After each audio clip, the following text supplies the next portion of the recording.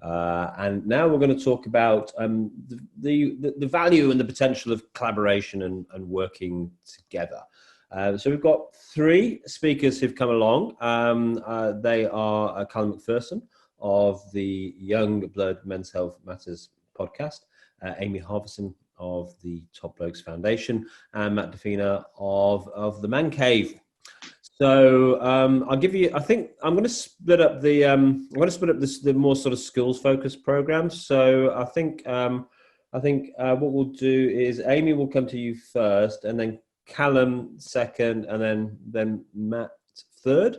I'm going to give you each. And part of this, whole event is about networking and connecting and learning about what's out there. So don't feel the need to go straight into a discussion and debate about the collaboration piece. What we want to do is hear your story first off. We want to understand who you are, what it is your project or your organisation does, and then give us a flavour of what collaboration means for you. And then we'll open up the discussion more into that, what works about collaboration, where doesn't it work, why is it difficult, and all the rest of it.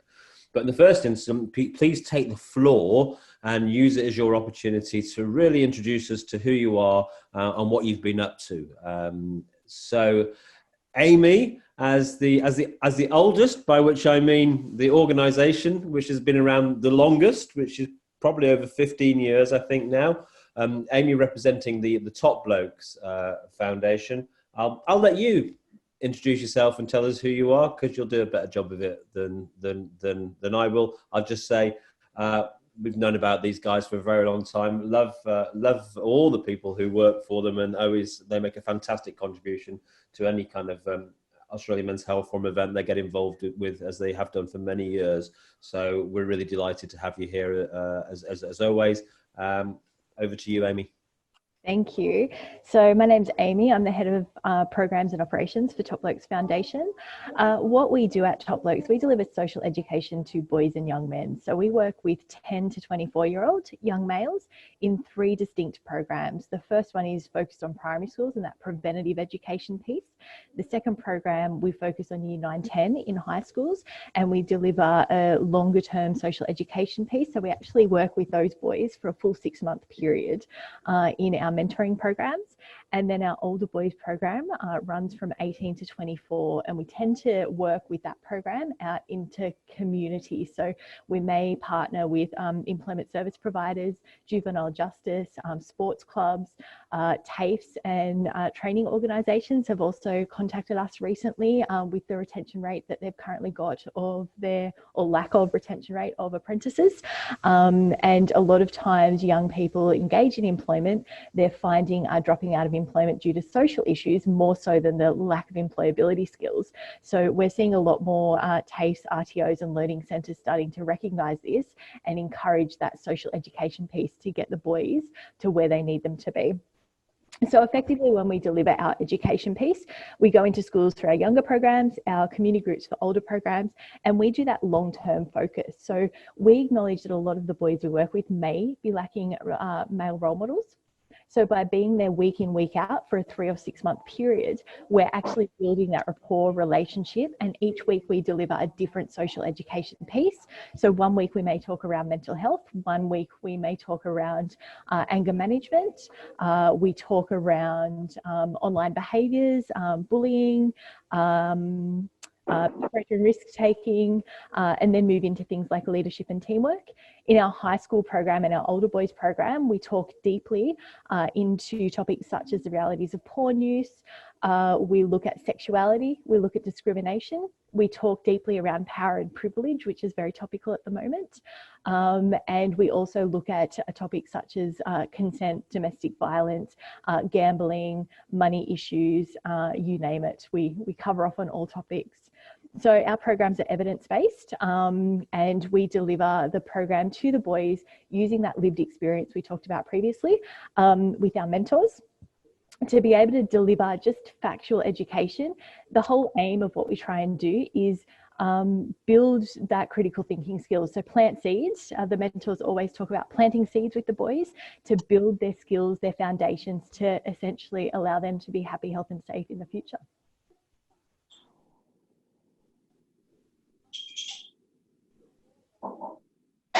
So, I continue. I can talk all day, Glenn, if you yeah, want I me know. Sorry, you got there quicker than I expected. to. No, Where's my microphone gone? much more to discuss. Yeah, give us some examples of, I know, your success stories, or Sure. I'm sure you've got loads you can tell. Definitely. So I guess in terms of our partnerships and what we do in terms of partnerships and collaboration, one of the interesting things about collaboration, I remember with my induction a couple of years ago, I sat with our founder and CEO inducting me into Top Blokes, and she brought up a list of our competitors and she said, well, they're not really competitors. And that resonated well with me because that's part of my values as well. When you're working in a space such as we work in, we don't have competitors. It's so essential for the work that we're doing to work together for the betterment of our young men. So effectively, we have a list of collaborators and referrals. So when we do our work, we obviously build our education piece. We deliver that. The mentors are in schools delivering that. But we acknowledge that we're not the overarching entity that knows everything in this space. So we have a lot of referral processes. We make sure that our youth workers in each of our regions are very familiar with who their local headspace officers are. They're very familiar with any other youth-focused business within their region, so they can refer the young people to those regional opportunities. With me being head of programs and operations, I tend to get a lot more of the inquiries about where we will set up, where we're working, where we'll be next. And I often refer any contacts that we can't service at this stage. I will send them through to Tomorrow Man or Man Cave or other organisations that do a similar thing to us that we simply can't service because we're not working in that footprint at the moment. So a lot of the work that I do, I actually see as that collaboration and finding out how to piece people and send people in the right direction if we can't service them directly. Great, gotcha. So when you come to the table, you're bringing this sort of team, which is not necessarily a team of people you're necessarily working with, but it's just your awareness of the different kind of resources that can be helpful to. Definitely. And I speak to parents, look, every day. They're heartbreaking calls. They're normally mums telling me, that their son is not the same person he used to be. He's off the rails. He's too angry. He's suicidal. Who do you have that can support him? So that's obviously part of my role, is to make sure that I have my resource list right next to me. And throughout this month, I've met many more people through the Men's Health Connected community that I can then use as a referral base for these people if we can't help them directly. So it's obviously really hard getting devastating phone calls, and you want to do everything you can to assist them. So by arming myself with all of these contacts, all of these resources where we can get out there and support our young men across the country is so important. Right. And don't want you to tell tales outside of school, but how consistent is the support that's already within like a school environment? I mean, are there different levels? Are there some schools that you would say, like, they've really got it sorted in terms of, like, having that kind of that support framework within the school, and some schools that say that don't have as well developed kind of support network? How important is that, the environment you're actually going into, and what are the differences that you might see in terms of really good practice and Yeah, look, that's actually really interesting. A lot of the schools that contacted us have heard about us. They want to use a program such as ours, but they've never implemented something like this before. They've never considered boys' wellbeing. They've always considered, and this is interesting when you look at the Department of Education position statements, is they do have a position description for a female wellbeing officer within the Department of Education, but they've never had one for a boys' wellbeing officer. And that's something one of our board member is actually fighting to change in the Department of Education. So it's really interesting. You walk into a space where typically boys' well-being is not acknowledged. So when we go into schools, the first thing we do is deliver a program to test what the school's like, to try and figure out what the cohort's like, to figure out the needs of the school, whether they're low SES, whether it's a lot of single parent families, whether it's high academic, high achieving, a lot of jocks, whether it's an all boys school, which is always a huge challenge for us, because we call it alpha dogging. You've always got a class of boys and they're always trying to one up the other. So it's always a challenge and not in a co-ed school. So once we're in there, our aim is to build long-term partnerships with the school. So we typically run a 6-month program within the school. Ideally, we want to run a program where we're in the school all year, where we rock up every single week, and the boys, whether they're past participants or current participants, see the mentors in the schoolyard every week. So that's the entrenched role modelling that we're trying to develop. When working with our schools as well, we work with our school contact to encourage them to build a boys' wellbeing strategy within the school itself.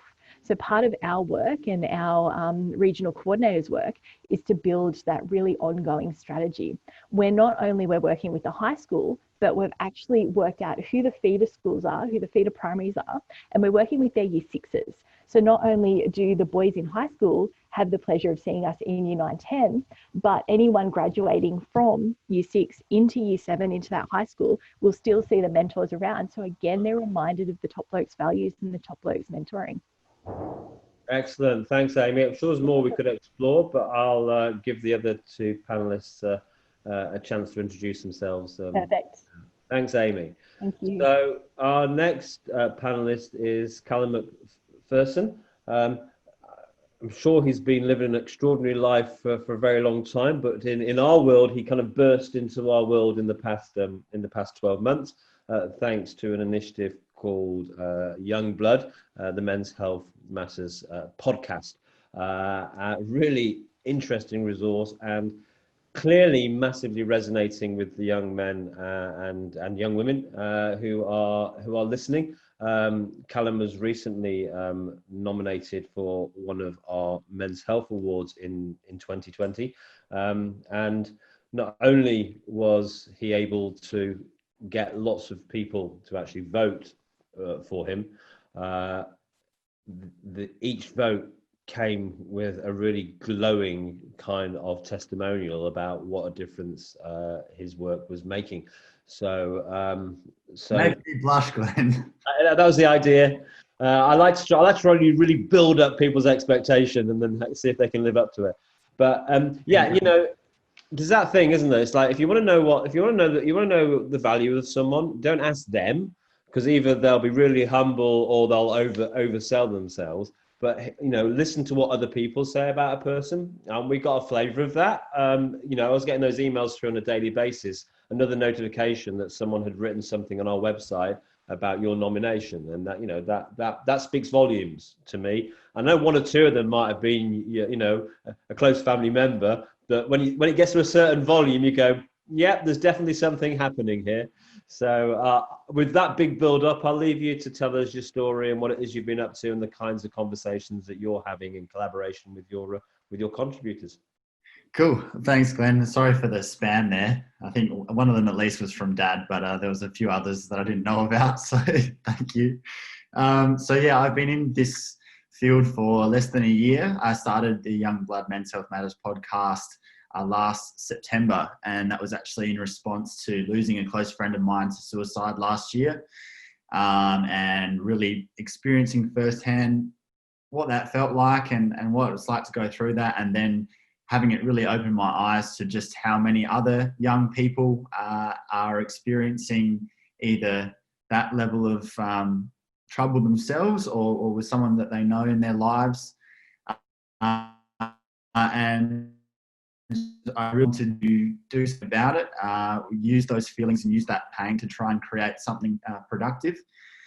And so I'm a professional journalist and have a history in TV reporting. So I was thinking about how I can use my skills to try and create a platform for young men to have these conversations, because it seems like there's just a real lack of space to tell those stories at length and give them the depth that they deserve. And what I've found is that there are actually plenty of young men out there who have incredible stories to share. They're not necessarily celebrities or people with high profile, but they have really amazing things to talk about, and they've been through a lot, and they can really add a lot of knowledge and experience that other men and other young people and the women in our lives can really learn from. So I started the podcast. I know someone who had a podcasting studio. He was one of my cameramen when I was working at 7 News.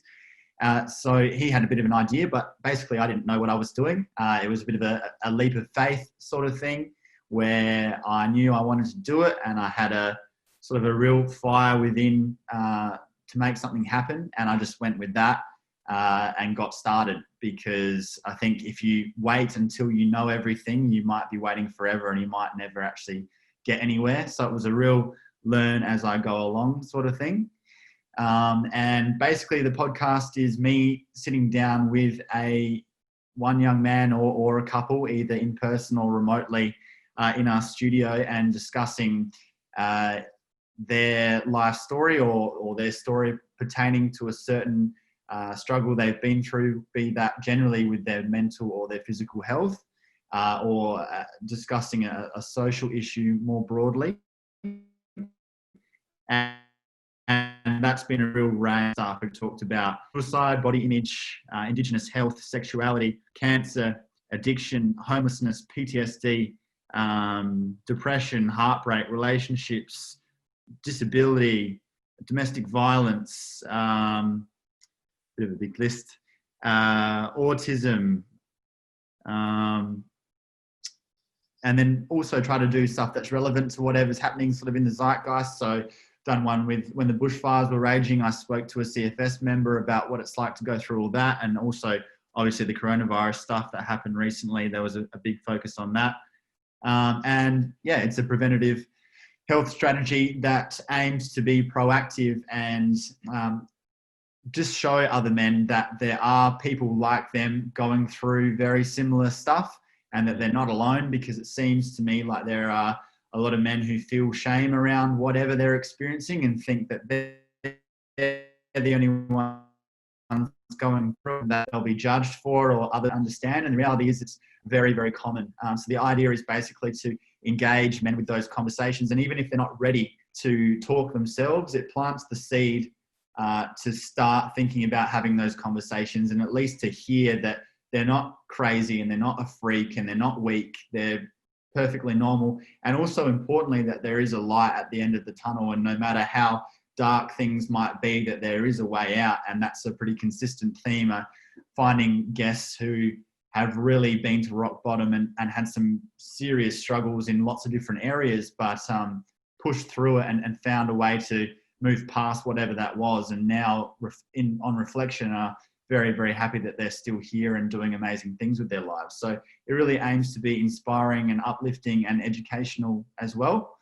Initially, I was supported by the Freemasons Foundation Centre for Men's Health, a really useful way to start, because it sort of gave me some instant credibility that I'm not sure I deserved at the start. But since I hopefully have earned. Unfortunately, that didn't last because the centre went through a major restructure. So since then, it's really been a self-funded venture that's come at pretty great personal cost, just because producing the quality of content comes with a fairly reasonable price tag. But that's because it needs to be edited and I need to pay for studio time and things like this. And it's worth having it be really good quality, because that makes people want to engage with it. So that was important to me, to make sure that it was really good quality stuff. And yeah, I think that the major struggle in turning an idea into a reality and then making it sustainable is proving your worth and your value on a large enough scale that other groups will want to align with what you're doing. So it's, I've found that it's not to have good intentions or mean well or to have a bit of engaging material. You really have to create a point of difference and get to the level where people are going to take you seriously and want to help you with funding and want to really partner with you and engage. And to do that, you have to show that you actually are providing something that there's a need for in a quality way. So that's something that I've been trying to work towards, that I hope I'm getting closer to.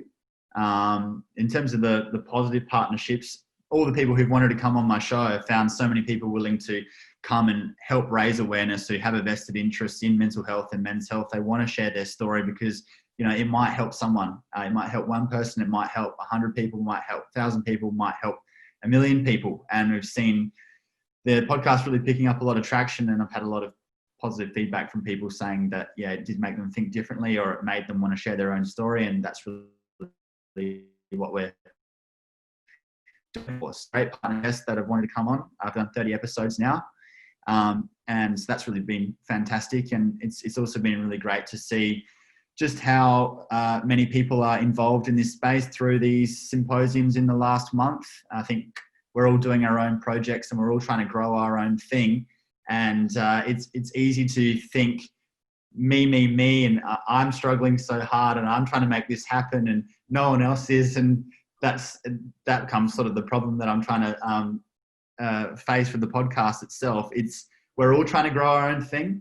We're all doing it for the greater good. And as Amy mentioned before, something that's beautiful about this space is it's not a competition. It is collaborative. It's all us trying to do something for someone else rather than our own self-interest. So it's been really inspiring to see just how much work people are doing their own initiatives. And we're all quite varied and different, but we're all much needed in this to say that there seems to be, there could be some more funding pumped into preventative health, as well as just funding the other end of it, and be more proactive before the problem grows to a level where we need to put more money into actual suicide itself. I think those preventative health strategies sort of deserve more attention. And I'm still looking for some sponsorship help and people who want to partner with me as well. So if anyone has any ideas, please contact me. Thanks. Yeah. So so who are the key partners that you need to deal with then? Is it the speakers? Is it your audience? Is it potentially sponsors? Who's sort of like who's the number one group that you feel you need to sort of like take care of? Definitely the audience. It's the point where you connect people to each other and to themselves, and the main goal with it has always been wanting to reach people, wanting people to feel included, wanting them to think about their mental health differently, and actually for young men to think that engaging with their mental health and taking it seriously is actually a cool thing to do and a very strong thing to do, and changing that mentality is definitely the number one priority. And I think that's being achieved. And the more it grows, the more you want it to continue to grow. You want to reach as many people as possible. But I think, the audience is being engaged with from the feedback that we're getting, and the sort of the numbers that are growing with downloads and followers and all that sort of thing. I think that is being taken care of. And the way to continue to do that is to keep creating really engaging content and thinking about the conversations that really need to be had and what stuff you haven't covered yet. And try to include. That's a constant battle that I love fighting. And then the main struggle is just having the means to be able to keep doing that, because like lots of us, we're not necessarily getting paid to do what we're doing. We're volunteering our time, or in some cases we're actually spending a lot of our money to keep doing it, which is, like I mentioned before, is that's all great to be pumped up for a while, and we do it initially, but when it comes down to how much can you really put into something before you end up putting yourself in some sort of trouble, it becomes a bit of another issue. So I think there's the partnerships with the people who come onto the show and then them spreading the word. There's the very important partnerships with your listeners and people who actually are taking away a lot from your content, and that's really what it's all about. And then there's partnerships with people who have a bit of money and they support your initiative. You can keep those messages without ending up on the street yourself. Yeah, got it. There's certainly a track record of people working in mental health and damaging their own well-being in the process of trying to help others. I often joke, for example, that Men's Health Week is my unhealthiest week of the year because I do so much damn work during it. But then I've got the other 51 weeks of the year to be healthy. And just a final question for now, Callum. obviously we've had a lot of focus today on gender, and because it's about young men and boys. In terms of, and we've asked questions like, should we take a gendered approach, and do we need more men working in this space, and all the rest of it. In terms of your sort of breakdown, do you have an age? Yeah, actually, an age as well. So you break down how you do. One, how are you defining young? What's your age range? Two, does 50 count? Can I come on?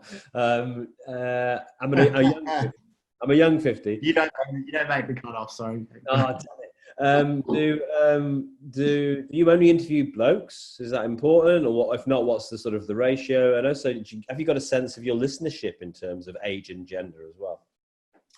Yeah, so the cutoff that I really try to work with is 35.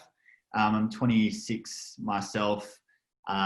So it's really targeting 15 to 35 because I think there's more material out there for men of a slightly older age, perhaps more middle age. There seems to be more material, and also there's the fact that because I am younger, I can have those conversations, I feel, with younger guys and not necessarily as much with older generations. It is pretty much exclusively men that I have on the show. And that's, again, because I feel like my own experience being a man myself, but that doesn't mean it absolutely has to be men. And for certain topics, some that I have, well, not that I haven't covered, but I would want to talk about more, things like relationships and connection and relationships with men, be that with partners or family. I think there's definitely room to speak, have women on the show to talk about their experiences with men as well. But I guess the idea with mostly keeping it as a male show is just to refine it and have that sort of niche and have people know what you're targeting, and so they know what to expect, because you don't want it to be too broad and to speak too much outside of what you personally have experienced. So that's really what I try to do in terms of the conversations that I have. But I want it to, and I think it has been, and that's because you can learn a lot from the episodes. I think as a partner or as a sister or as a daughter about the men in your lives, because we cover so many topics that would be relevant to so many families, and you really hear an in-depth account that probably relates to someone in your life. And I've definitely had feedback from a lot of women saying that listening to some of the episodes has made them think about some of their own situations, and they've picked up a lot of stuff that they wouldn't have otherwise. So for that reason, I think it's relevant to everyone, but the conversations generally focus on men and boys. And I think that the audience breakdown's about 70-30. So about 70% men, 30% women. So there's a reasonable amount of interest from the ladies as well. Yeah. So I'm going to chuck one more question in. In terms of channels, do you find there's any difference in gender across different channels? Do you mean like platform? Like YouTube or I don't know. I'm showing my age here. Yeah. Topic or Instabook or Face Tweet? No, it's all pretty consistent across all the platforms. So most of our views and traction is on Facebook. That's where we can sort of get in front of the most people. But on Spotify and Apple Podcasts and all those platforms, the breakdown's pretty similar across the board, where it's about 70% men, 30% women, which is sort of what I reckon I'd aim for or expect, which shows hopefully that it is interesting to everyone, but especially men, because it's just the most relevant to us. Yeah, no, I asked because, I've really been lit up to the idea of, and I've mentioned this to you in the past couple of weeks, that we should be taking notice now of content providers, and because this is part of how the younger generation are approaching topics around men's health. Often it's around content generation, and it's not just about Insta snaps and quick funny memes. It's actually deep and meaningful and impactful in the way that you're doing. And so I'm opening my eyes and my ears now to content providers in this space. I think that's one part of the battle, just because we have so many great programs and so many people here run their own programs, be it circles or workshops or going to schools. There's so many of those sorts of things. I really see the content creation as a vehicle to getting an audience engaged, to pulling people in to then go and seek support or go and look into action they can take. So it's really the vehicle that plants the seed that gets more engaged, makes the idea of it change, and then it's all the other programs that come in and take that further. Yeah, and that's where the collaboration piece comes in. That if it's just about getting more follows on your on your Insta feed, then you're not doing the whole job. There's and we know that, and this is way prior to this emergence of grassroots content creation. We know when we've put millions of dollars into awareness campaigns, which is very much a government approach. We'll do a big advertising campaign that, say for example, in suicide prevention. Awareness campaigns make no difference, with a caveat, unless, in the way that Amy was describing, unless they are actually feeding into a broader program of work. So if it's awareness which then connects you into something, then it has value. And so how we marry that between, make that marriage between content providers and individual providers and then the much broader range of programs is a really important thing to wrestle with in this world of collaboration. Yeah, it shouldn't be down to any one of us to do it all ourselves, and obviously we can't do that, but we can have relationships with each other and be across what everyone's doing, and then be able to, like Amy was talking about before, refer people, pass people on, relate certain groups back to whatever it is that you're talking about in a certain episode, and that's something that I try to do. Right, thanks Callum. So our third and final guest, last but not least, is Matt Defina. Matt, firstly, just sorry for keeping you hanging on, but I really wanted to give Amy and Cal a really good exploration there, and we'll give you a good crack at it too now. Matt, I know you've been on some of these Men's Health Connected events, I think, but I don't think we've ever met. No, I don't think we have either. No, so nice to meet you. Nice to meet you too. Thanks for inviting me. You're very welcome. But the Man Cave we've been aware of for a bit of time. Certainly not been around as long as Top Blokes, but certainly been around a bit longer than Cal's been doing stuff, and certainly made a big impact in the work that it's doing. So, and I've met Hunter, who set it up a couple of times, and I think it's probably the first time we've had the Man Cave actually on one of our platforms. So you're really welcome. I'm really looking forward to hearing a bit of your story about the work you're doing and who you're collaborating with to make that work happen. So over to you. The floor's yours, Matt. Thank you. And thank you to everyone else that's tuning in, both those with webcams on and webcams off.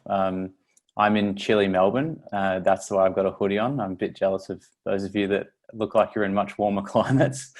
And yeah, it's great to be here. It sounds like it was a really interesting conversation, not just today, but the last month as well. So I come from a psychology background.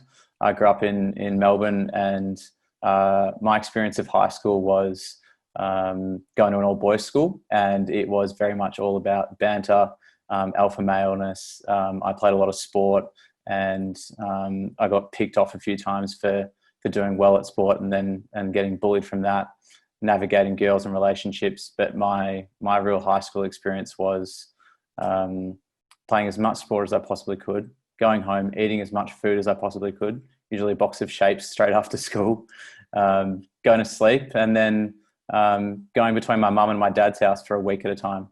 My dad moved down to Flinders when I was 1 year old on the Mornington Peninsula.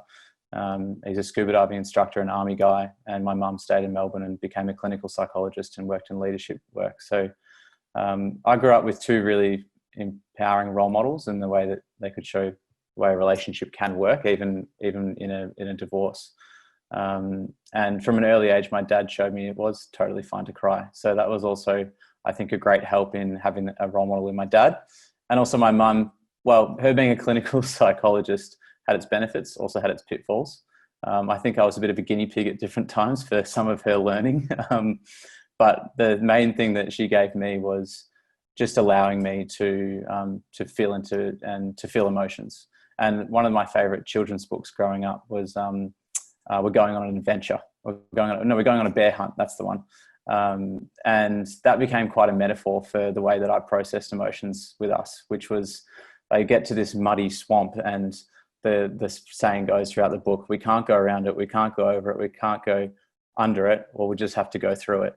And the place that, it's such a good book, and the place that Mum really helped for me was, you're not going to get through this unless you actually process it, as terrible as it is. And that carried me from when I was 8-9 years old, trying to make sense of all the emotions, to, when I was 22 and broke up with my first girlfriend and thought, she was the one. So, yeah, that's a bit more about me. I went and did my psychology training through organizational psychology.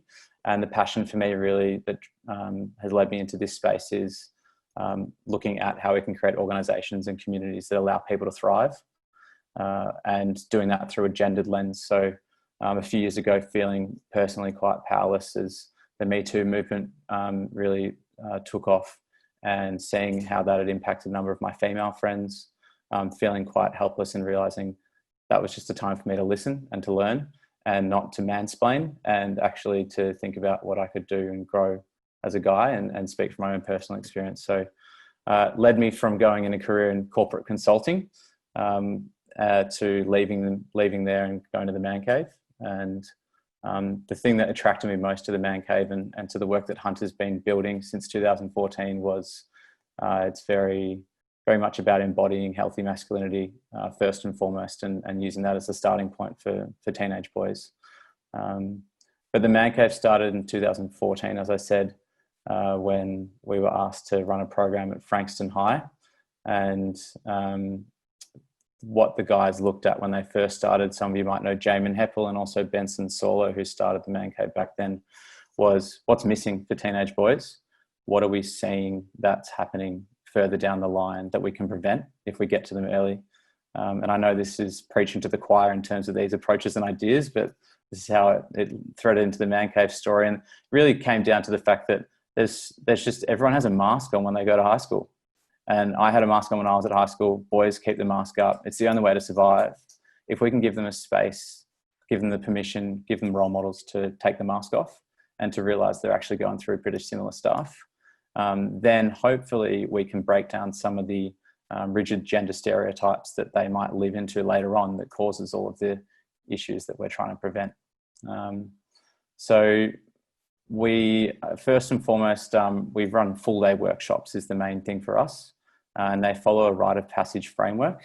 The other part that's important in terms of our DNA is that we think there's a missing transition from boyhood into manhood, and that what that leads to is grown-up men that can be pretty lost and confused, and also boys that are frustrated because they can't grow up, and so they initiate themselves.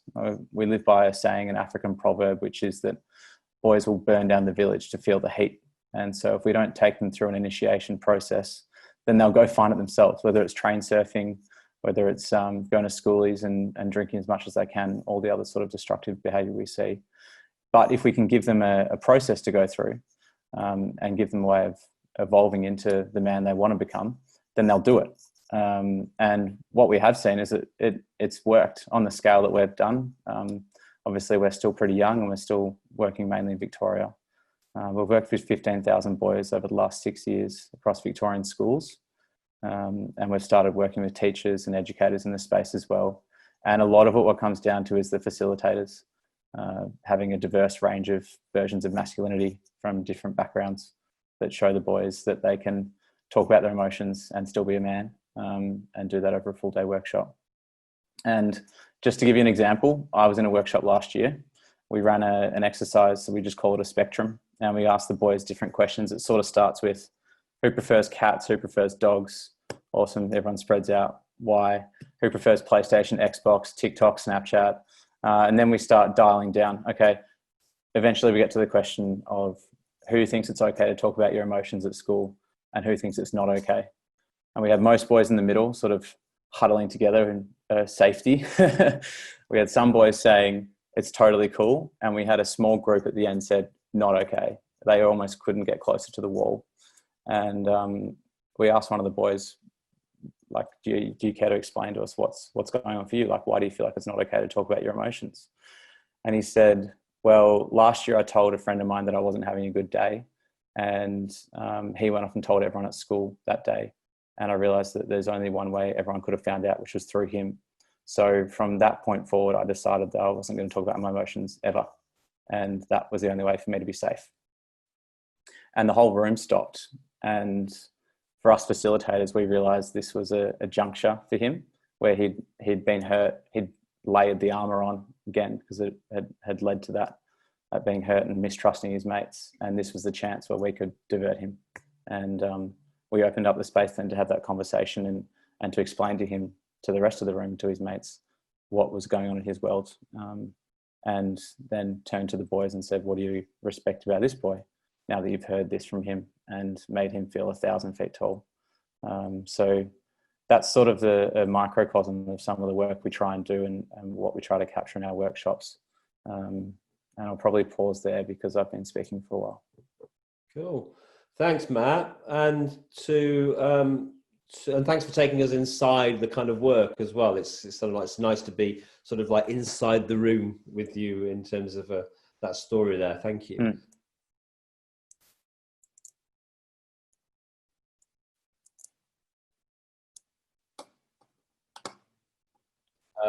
So in terms of the keys for you, what are the key words historically, but looking to the future in order to do the work that you do well?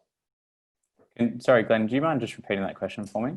Yeah, so what are the important relationships for you? What are the relationships you need to build in order to deliver the work?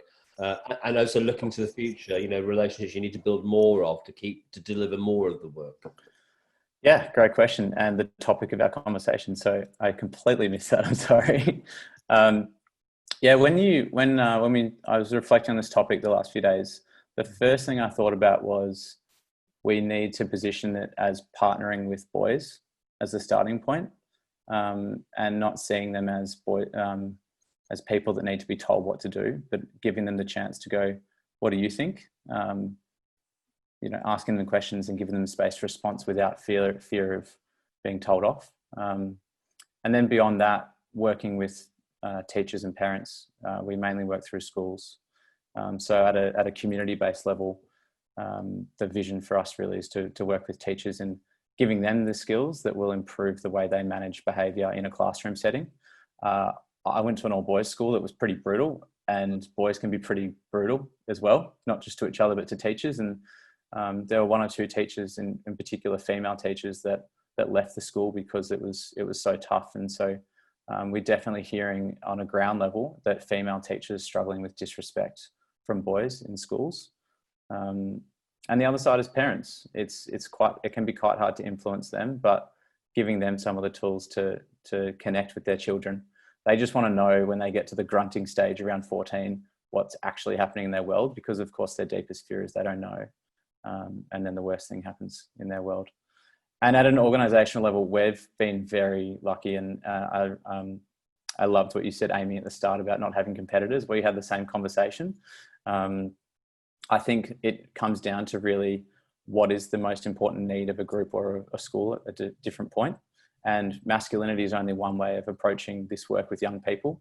There's a lot of young people in Melbourne, at least, where being a man is the least of their concerns. Actually being Muslim is more of a concern, or being gay, or being trans, or not knowing how to bring all those things to the surface. And masculinity is only, or being a man is only one starting point. So if we can't approach it and we can't provide the needs, then feeding off to other organisations that can do that.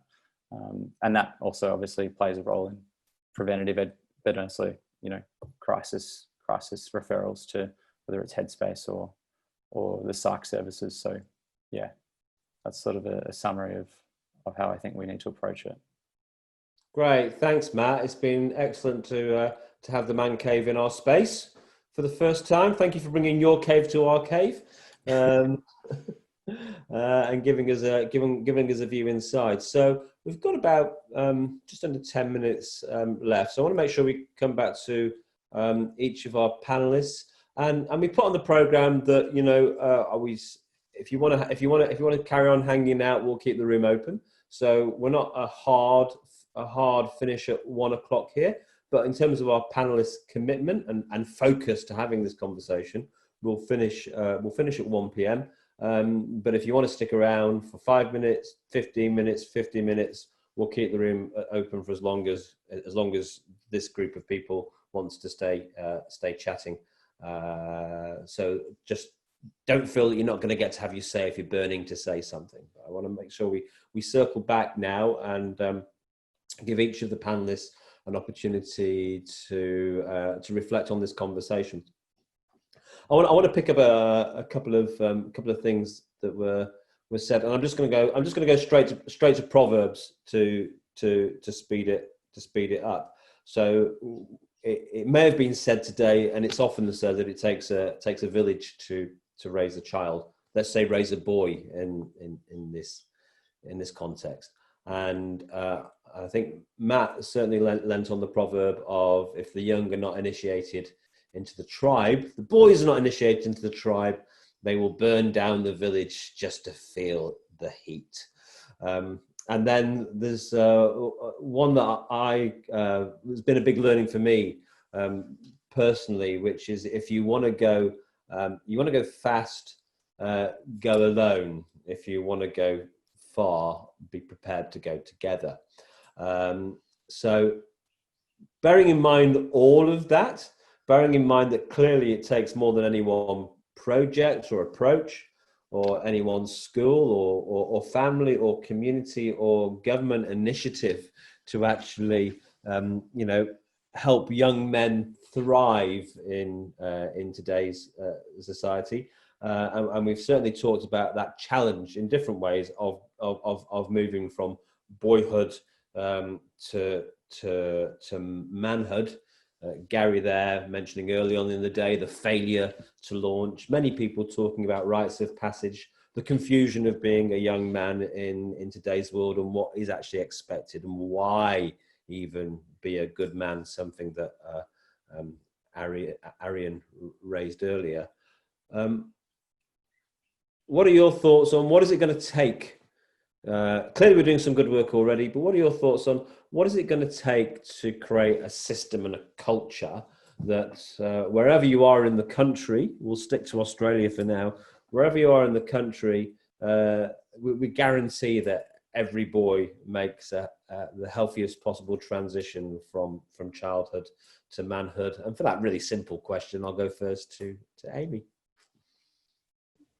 Very simple question. Look, I know this is a space we work in, but I think education is key. But it's not just the education piece, it's making sure that everyone has the same messaging that is clearly important in the work that we do. One of the things in terms of our collaboration that we do at Top Blokes is every year our program content goes through an annual review. And that review takes place by listening to what the boys' needs are. So if we find that a topic is not hitting very well, if they're diverting into a different topic, when we do talk in one space, for example, we talk openly about intimate relationships, and generally we talk within that topic around the consent component and touch on DV. But over the last year or two, we've noticed that there's more and more communication around domestic violence. So we're actually building a topic based on that as a standalone workshop. So we listen to the boys' needs. Not only do we do that in our review though, we actually take our review content to academics and also organisations working in specific fields such as Kids Helpline, family planning.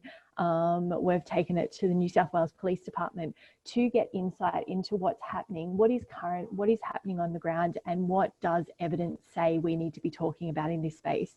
We then match it with what the boys need.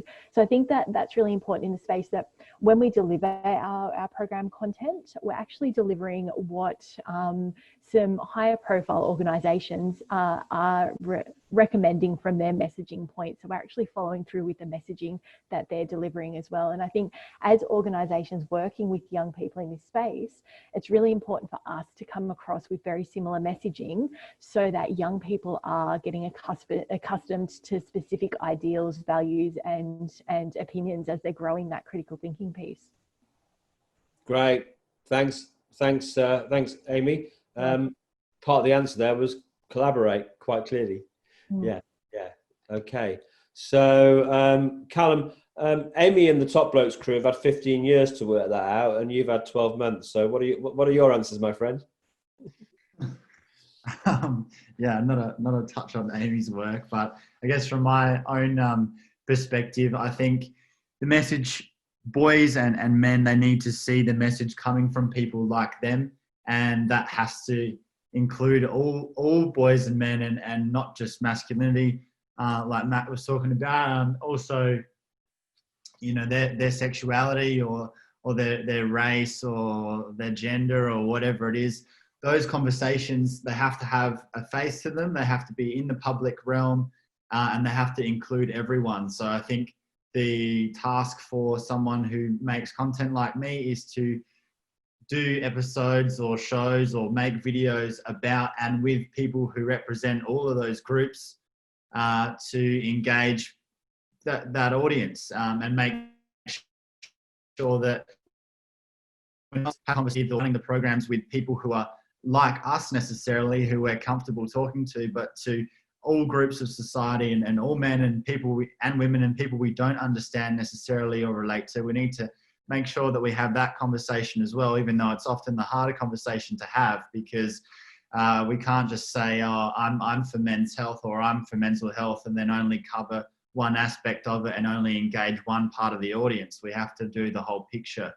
I think in terms of engagement and getting people to change their attitude or buy into it, it has to relate to them personally, and they have to see other people who are very similar to them coming out and talking about it and saying that's okay and it's a healthy and a strong thing to do.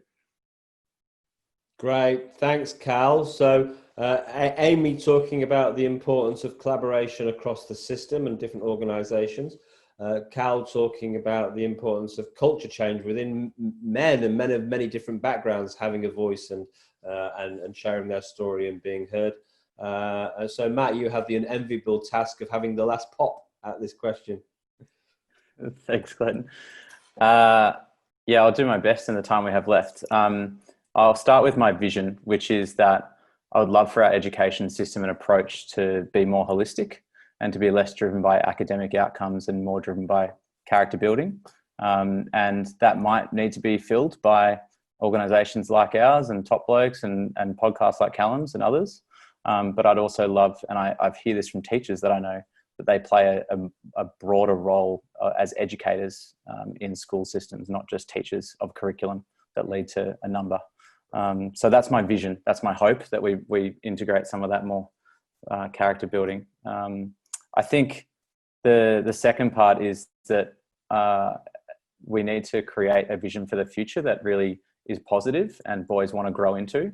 There's been a lot of conversation from boys' perspectives. This is what they tell us, that we've been told what we can't be, what we shouldn't be, what we can't do, but we don't really know what we need to grow into. Okay, so we get out of the man box. Where do we go then?